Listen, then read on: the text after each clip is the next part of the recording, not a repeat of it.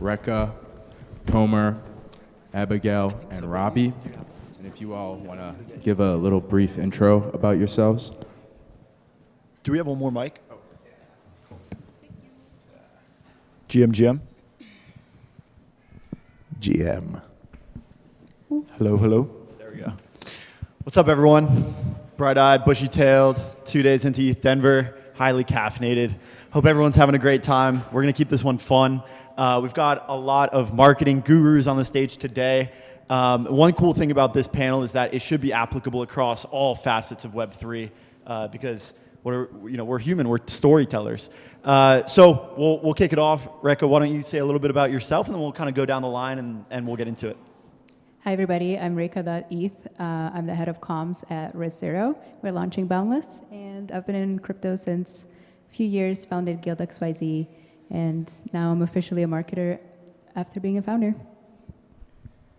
Hi, everyone. I'm Tomer, the CEO and co-founder of Addressable. Addressable, the Web3 targeted marketing platform. We use data for everything. Hello, everyone. I'm Maria. I am working for Hype, the super agency, the best marketing agency in the space. But before I have been involved as a marketer a lot of years in DeFi, so I've been a DeFi marketer. Hi, everyone. I'm Abigail. I work directly with founders and go-to-market teams in crypto just independently. I've been in the space since 2021. I started at Cello, then moved over to Consensus Mesh, and then led marketing at Decrypt. So kind of have done a lot in the VC and media space in crypto. Awesome. Thanks, everyone. So the name of this panel is Cutting Through the Noise. I'm going to be talking about marketing. Before we really get to the core fundamentals here, let's start with the noise. So I'd like everyone to tell us what the most cringe thing you've seen in Web3 is from a marketing perspective. What is the most if I'm a marketing person and I'm trying to tell a story, I don't want to be doing it this way. Tell us what not to do first. I think the Binance perfume, if you remember that one, that was so far off and like the story. What it did, though, is it did get us talking, which is fun. That is true of the cringiest things. Sometimes bad press is still good press. So I saw the Floki campaign everywhere. Floki is a token. It was all over a few countries. Super weird. It's just a meme coin that was advertised with tens of millions of dollars all over Western Europe. Me already. I was thinking about it, but I think that when 1inch painted the streets, I don't remember where, maybe here in Denver, and they got a super huge fine. That's very cringe. Yeah. Crypto bro parties in Miami, where people are partying and they're having the time of their lives, and it's great. But sometimes when you're a marketer, you're like, maybe we think twice before we do this and post it. Those Bitcoin conferences in Miami were something Yes. different. Okay, cool. I was gonna bring two up. You guys remember Katy Perry's fingernails that got painted? That was just organic. She just did that out of her own free will. What was that? Yeah, It was height of bull market 2021. She painted each of her fingernails a different cryptocurrency. I didn't. She had XRP on her fingernails. Does no one else? Does no one remember that? You should be on It the was panel, not so Robbie. viral. Okay. No one I made it up. The other one is outside. I'm sure everyone has seen this one. The Dogecoin wrapped Cybertruck out front. Yeah. Yeah. Are we I fans? saw it. Do we think this is a good? No. Why?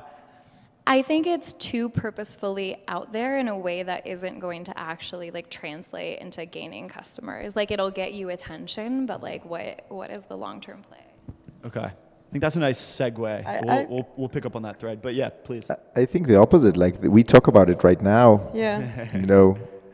Everybody's listening, so maybe it's a good move to have a Dogecoin Cybertruck. Yeah, I mean, it's the first part of the funnel, right? You need to grab attention in a way, and this is a way. Yeah. Totally. No, yeah, I mean, then I agree with you. What's next? But at least you grab attention. So I think it's. A lot of times that's the first step is people call this an attention economy. And in very many ways, all of the companies here are competing in one way, shape, or form for attention. But I want to double click, Abigail, like how do we translate general attention, whether it's good, bad, or ugly? How do we translate from attention to customers, conversions, users, whatever it is that KPI that you're trying to optimize for? Attention is the input. How do we get the desired output? yeah, I think that's a great question. I think the middle part is community and doing community really well. So I totally agree. Like if you're not on anyone's radar, like you're not going anywhere at all, right? But like if you can't then manage to make them feel special and like do specific activations that like they feel like they can be a part of, and there's specific things that you're inviting them to, then you're not really going anywhere. So I feel like a lot of people here would probably have a lot to say on the value of community as well, but that would be the missing piece, I would say. I would add, I agree, but I think that this should be also like an education from the community. Like it's not just community, but you need to really like educate the clients, educate about how to onboard them, about that crypto is not just connected to illegal and trading, just this, but it's something more. So I think the community activations should also imply some educational piece. I completely agree, and I didn't introduce myself for the Rollup, but we are an education company trying to teach the entire industry so that everyone is better off, and we have this collective wisdom about the space. Everyone is able to learn from one another, learn from each other's mistakes and successes.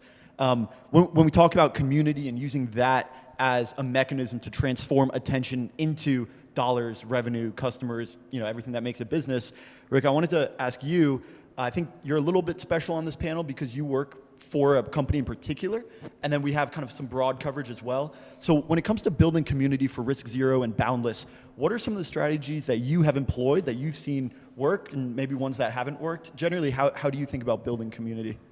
So I think maybe in this sense, so I've been a founder of Guild XYZ before, so I worked with majority of the projects in the space to build their community too. And I think a general concept that I would like to give as advice or as a to-do list is they know if you don't care. So making community happen, hiring a person to just like make it happen will not work. If the core team is not aligned with it, I think community is an extension of the project and the team as it is, and you actually have to show up. It's not something you can delegate completely. The culture will proliferate, and it really, really shows. And when we say good examples in the space right now that are doing community really well, it is because if you actually go into their Discord, for example, Mega ETH, we always praise them for how religiously their community is supporting them. See their NFT raise where they raised 5,000 ETH in 2 days. It's because the core team's currently every single day in the Discord chatting with obviously not answering every single question, but they're present, they're there. And even the events you're hosting or everything else, I'm sure you all when you're working with your companies, they have to feel authentic, and otherwise it's just not gonna work. Is there a North Star that you have when you think about turning attention into a particular thing? What is it that you guys are optimizing for? And then I want to get to basically some strategies that are consistent across projects so that everyone is able to take something away and use it in their own project. I think it depends on stage. Mm-hmm. We're currently at the stage where awareness is still a thing. Obviously, Risc Zero is a fairly well-known company. We've been building since 2021. It's very well known, but Boundless as a project coming out of that ecosystem and building on top of that technology is fairly new. So it's still at the stage where I both have to figure out how to left curve and right curve the marketing and the attention, which means to build community both in a super ZK aligned, very technical, serious way, but also be silly and preferable and understandable to retail. And I think that's a general truth, is you have to pay attention of every segment that you might engage in, who might enjoy your project and your thesis and your values and the change you're bringing to this industry. And optimize for all of them at once, but have cyclicality also, especially if you're limited in resources, because that will help tremendously with building more mindful community there. Yeah. And a very successful NFT campaign as well that helped to illustrate the community values. Now, I think the rest of us are in a unique position that we have broad coverage over the space. Not working for one particular project or one particular sector allows us to draw comparisons and draw connections amongst all these different groups. And so I'm curious, what are some of those strategies that you have seen consistently successful in multiple sectors across our industry? Is it an NFT campaign? Is it, like what are some of these strategies that everyone can take away and try in their own project?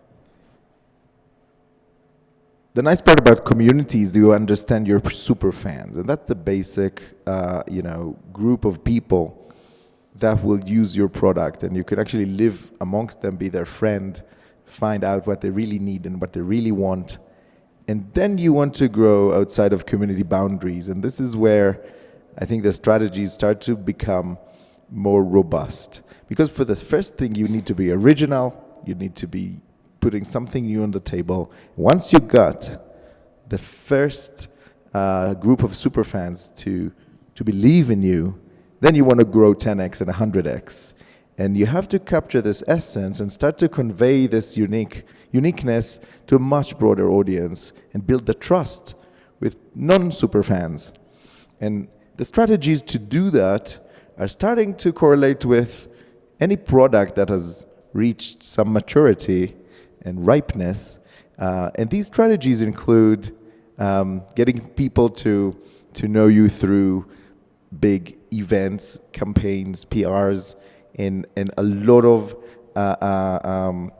familiarity, close touch, letting people try, letting people have it, letting people have something for free.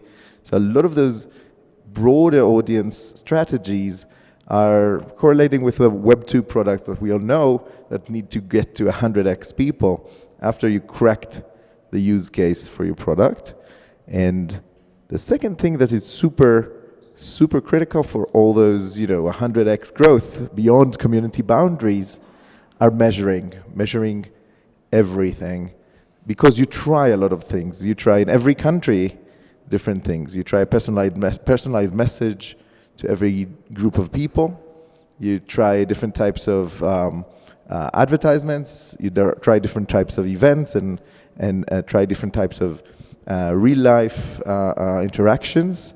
And measuring all of those lets you understand what works. And once there's some maturity for a product, you want to make revenue.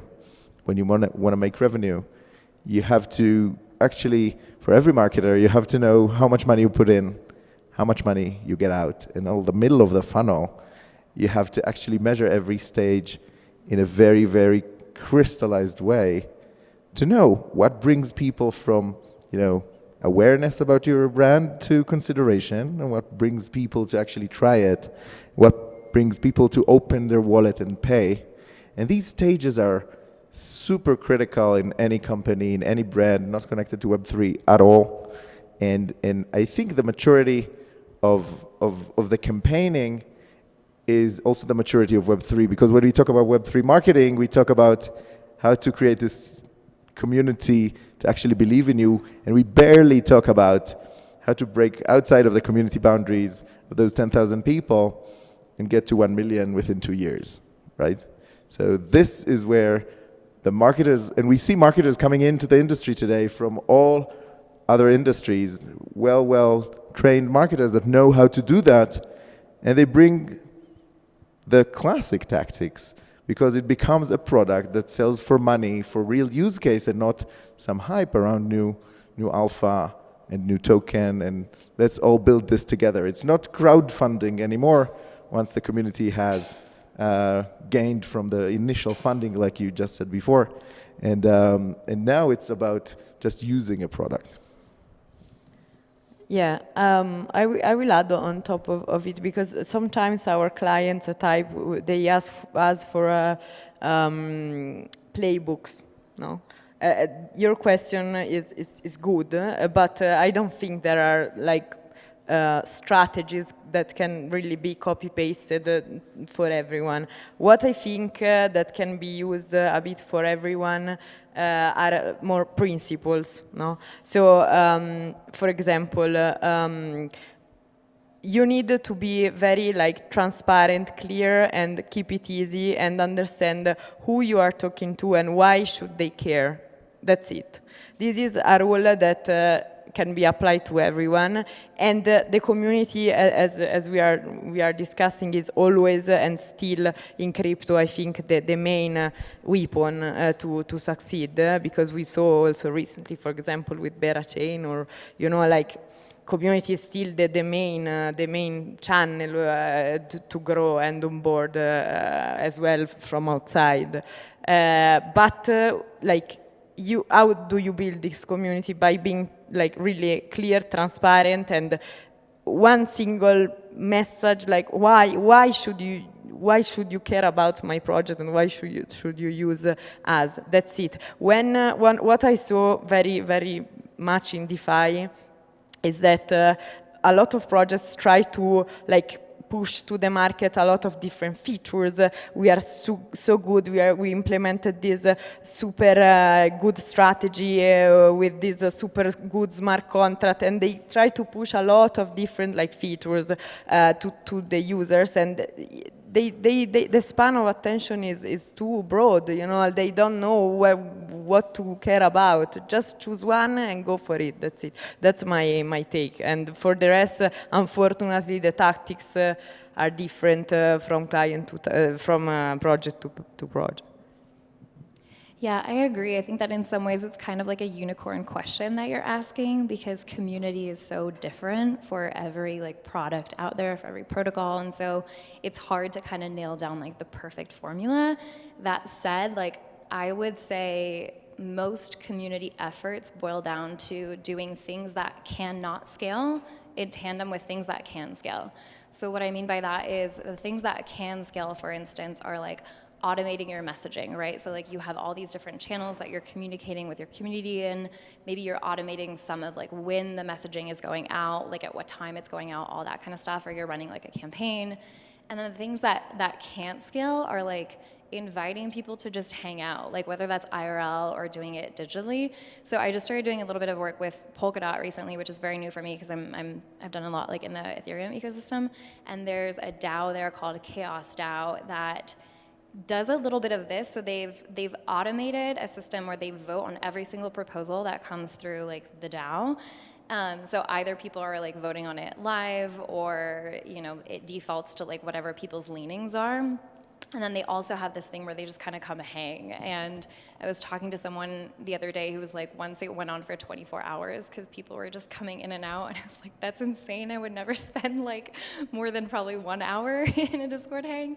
But point being, just creating those spaces, I think for people to come together is so important. So some sort of mixture, I think, of just giving people a voice. I love what you said about listening to people, giving them time and space, and just the opportunity to exist in the space. What I'm hearing is start with why and care. Yeah, I'm hearing that as well, and why is different case by case on all these projects. And then it's almost about working backwards and putting yourself in the position of a super fan. I think someone mentioned building that community of super fans. And then if you find that core community, that is the most fundamental, the soul of your community, working backwards from that is cutting through the noise. And then you really start to, it's infectious. It's infectious, that energy that resonates outward from that core super fan.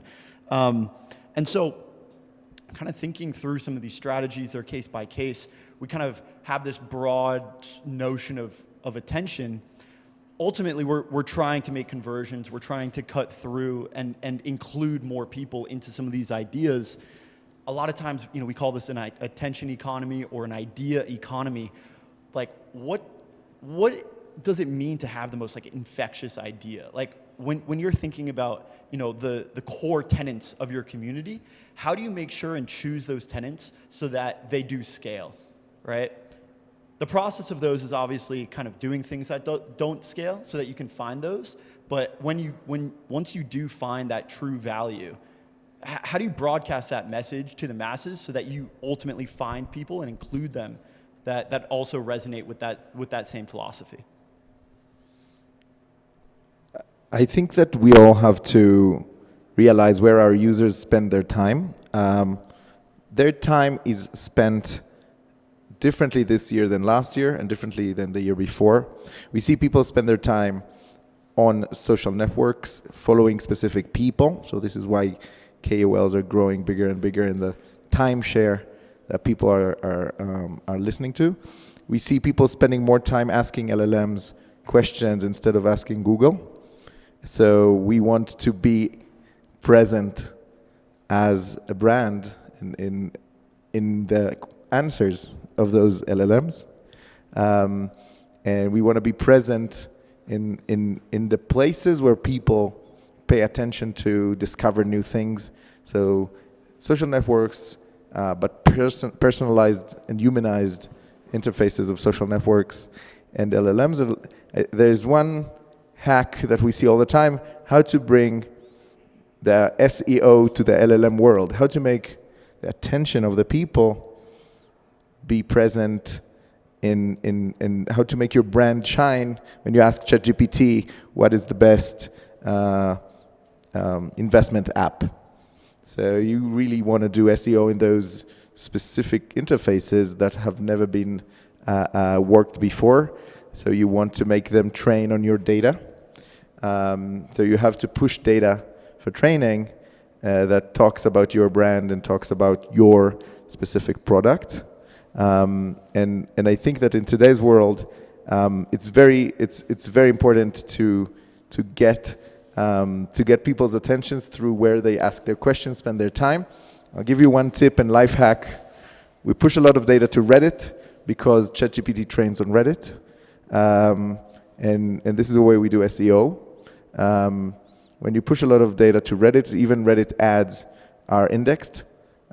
You make people see your brand when they ask ChatGPT. That's the ultimate SEO for ChatGPT, is to get your data, a lot of content about your brand into the places where LLMs are training on.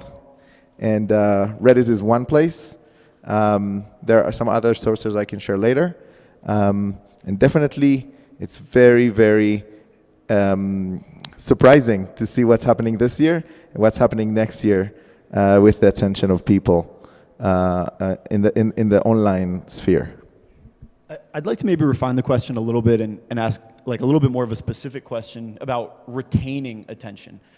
Going broad, getting attention, that's one thing, but this is a very mercenary industry. People are around, they're farming points, they're farming tokens. Once the token drops, you get your airdrop, you go off to the next community. What are the tactics to retain this attention so that you don't just have a user come in and then leave? In my opinion, the key is to make users feel part of something, no? So incentivizing them in a way that it's not maybe not monetary, okay, but maybe like make them feel heard. So we see that 70% of our users go click there if you want to use data. It means that this piece of my thing is the better. Let's like develop more on this side. So you get like feedback from users directly and indirectly, and you make them feel part of something, which is whether it's like the community itself or like the product direction, product strategy. I'm developing for you guys. Like this is something that it's not easy to pass to the users, but this is what it's. Yeah. So how do you do that in an industry dominated by people just trying to make money? That's such a great question.